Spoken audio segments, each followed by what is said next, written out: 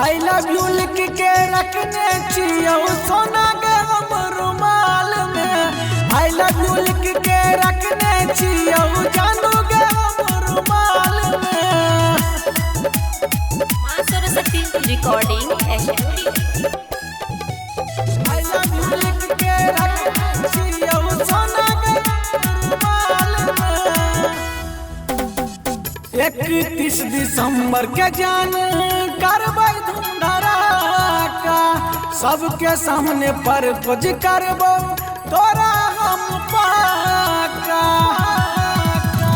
31 दिसंबर के जान करबै धूमधड़ाका, सबके सामने पर खोज करबो तोरा गए पाका।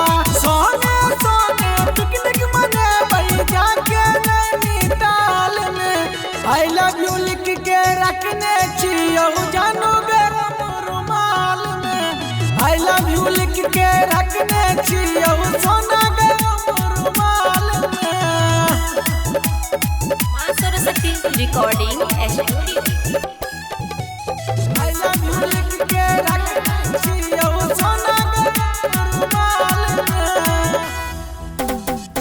1 जनवरी के राइटर राजू राजा जी के बन जमरानिया। 1 जनवरी के जान बना ले बतानिया। राइटर मुकेश अमित के बन जमरानिया।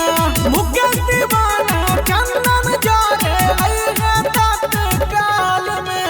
आई लव यू लिख के रखने छियो सोना गे हम रुमाल में। आई लव यू लिख के